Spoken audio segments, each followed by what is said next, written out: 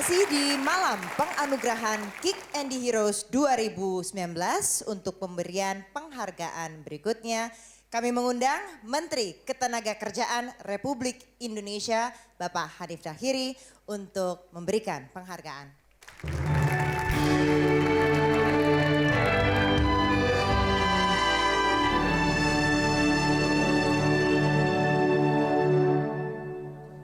Hidup keras yang ia jalani tidak mengeraskan hatinya untuk peduli pada sekitar dan sesama. Setelah belasan tahun merantau, menyelesaikan pendidikan master di Oxford Brookes University Inggris, ia memutuskan kembali ke kampung halaman dan mendedikasikan dirinya untuk pendidikan anak-anak di Pulau Samosir. Melalui Yayasan Alusi Tau Toba yang ia dirikan, ia menyediakan buku bacaan berkualitas di Sopo Belajar, kapal belajar, dan kereta baca. Ia juga menghidupkan semangat filantropi dengan menggerakkan masyarakat untuk berbagi demi wujudkan mimpi anak-anak di Pulau Samosir. Siapakah dia? Mari kita saksikan tayangan berikut ini.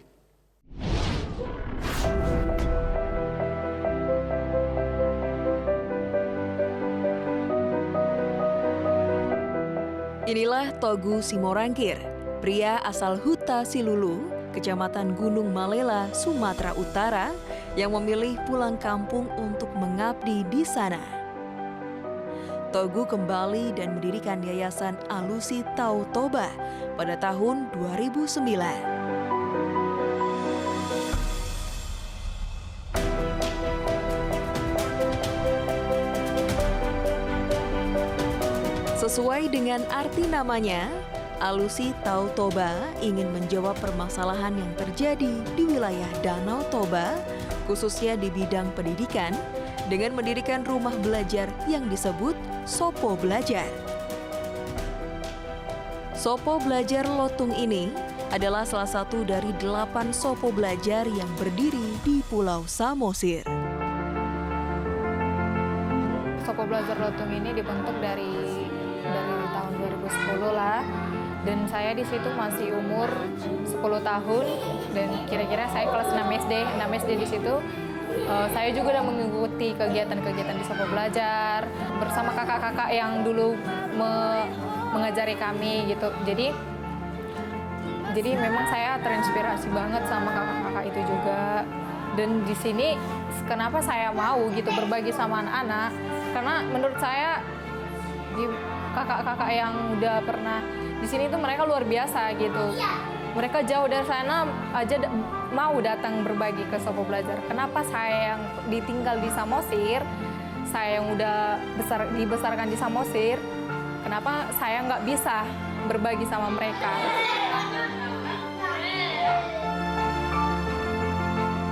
Tidak hanya Sopo Belajar, Togu juga mendekatkan buku bacaan berkualitas yang sulit diakses anak-anak di pesisir Danau Toba lewat kapal belajar yang kini sudah beroperasi sebanyak 2 unit kapal.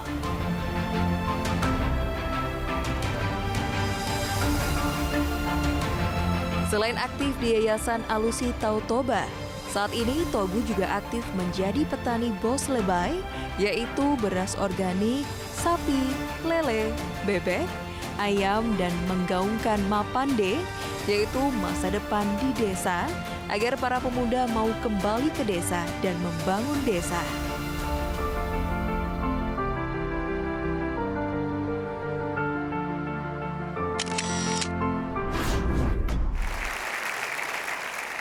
Hadirin dan pemirsa, mari kita sambut Togu Simorangkir sebagai Kick and the Heroes pilihan pemirsa 2019.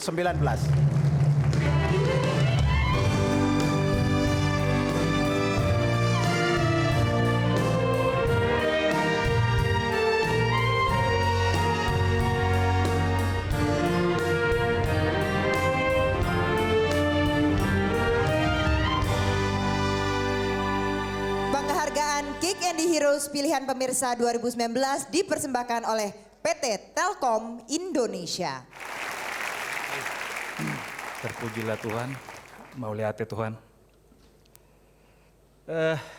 Terima kasih untuk apresiasi yang luar biasa selama hampir 10 tahun meninggalkan zona nyaman, pulang kampung dan meyakini bahwa masa depan di kampung, masa depan di desa, mengajak orang-orang tersesat di jalan yang benar. Hampir 10 tahun kegiatan Tautoba membaca tanpa sponsor. Saya 2 kali harus berenang Danau Toba untuk menggalang dana. Bukan saya sendiri, tapi saya didukung oleh keluarga yang luar biasa. Istri yang tidak pernah meminta setoran dari suaminya. Orang tua saya yang mengajarkan saya untuk selalu hidup berdampak bagi orang lain. Anak-anak saya, para relawan Alusi Tautoba, para simpatisan dan donatur yang memastikan semuanya memelihara mimpi anak-anak Danau Toba. Ini untuk anak-anak Danau Toba dan pemimpin masa depan akan lahir dari Danau Toba. Selamat malam, Horas, Horas, Horas. Nah, Andini, kemudian ini kita sudah memasuki puncak penghargaan. Di tahun ini, Kick and the Heroes 2019 akan memberikan penghargaan Lifetime Achievement kepada sosok yang telah melakukan banyak perubahan besar di negeri ini. Untuk itu kami mengundang Menteri Sosial Republik Indonesia Bapak Agus Gumiwang Kartasasmita untuk memberikan penghargaan.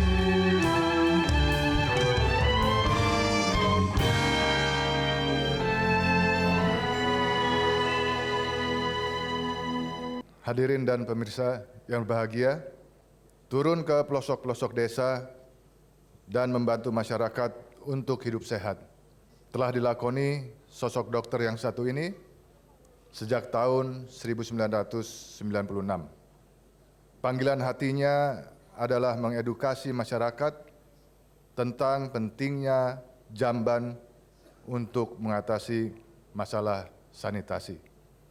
Berkat kegigihannya, hampir 1 juta jamban telah dibangun di berbagai daerah di Indonesia. Ia tidak hanya mengatasi sanitasi di daerah biasa, namun juga di daerah yang tertimpa bencana. Ia juga giat mengkampanyekan gerakan jambanisasi dan mentargetkan 20 juta jamban dalam program WC for All di seluruh Indonesia. Atas usaha dan kerja kerasnya, Kick Andy mempersembahkan penghargaan Lifetime Achievement kepada sosok ini. Siapakah dia? Mari kita simak tayangan berikut ini.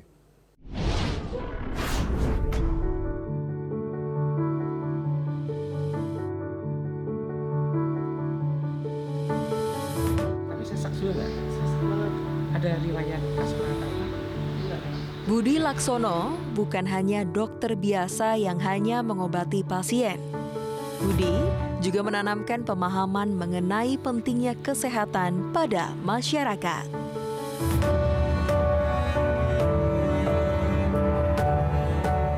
Penyakit saluran pencernaan yang merenggut lebih dari 100.000 jiwa per tahun menjadi fokus Budi sejak tahun 1996. Budi tergerak hatinya untuk menekan angka kematian akibat penyakit saluran pencernaan dengan mengkampanyekan program jambanisasi keluarga di Jawa Tengah. Tidak ada alasan orang dimanapun juga tidak punya WC yang sehat. Tak hanya itu saja, kebiasaan buang air besar sembarangan membuat Budi menggagas program Kata Jaga atau Kampung Sehat Total Jamban Keluarga. Konsep jamban amfibi ini adalah jamban ini disebut amfibi karena bisa pakai air maupun tidak pakai air.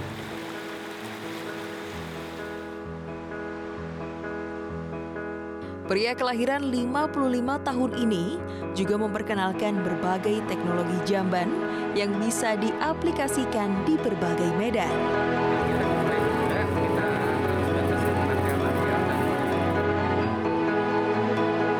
Sebagai pengajar Disaster Management Universitas Diponegoro Semarang, ayah 4 anak ini juga memberikan perhatian khusus bagi korban bencana alam. Pasca tsunami Aceh 2004, Budi membuat kapsul tsunami. Terinspirasi dari kapsul tsunami buatan Jepang, namun kapsul tsunami ciptaan Budi bisa dibuat dengan biaya terjangkau. setelah masuk dari dalam seperti kapal selam kita tutup pakai ini. Nah, sehingga sampai rapat sekali, sampai rapat, dan kita bisa duduk di sana. Budi juga aktif mendatangi lokasi-lokasi bencana alam. Karena baginya, dalam situasi bencana biasanya masalah sanitasi salah satu hal yang sering terlupakan. Maka, Budi membantu pembuatan jamban dan saluran sanitasi yang bisa diaplikasikan di lokasi bencana. Sejak tahun 1998 hingga kini, Budi Laksono telah membangun hampir 1 juta jamban keluarga sehat di berbagai daerah di pelosok Indonesia. Budi menargetkan akan membangun 20 juta jamban. Karena bagi Budi, bencana tidak hanya gempa bumi, tsunami, atau gunung meletus. Penyakit yang mewabah juga dapat dikatakan bencana. Ini yang membuat Budi terus konsisten menjalankan misinya, mensosialisasikan pentingnya memiliki jamban sehat.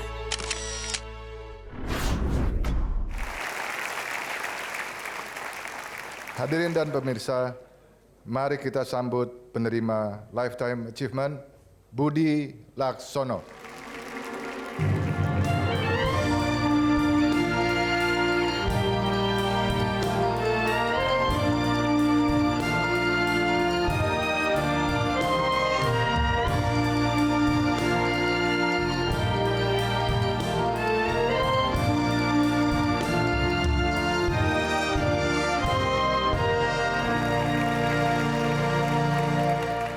Penghargaan Kick and the Heroes Lifetime Achievement dipersembahkan oleh PT Angkasa Pura II Persero.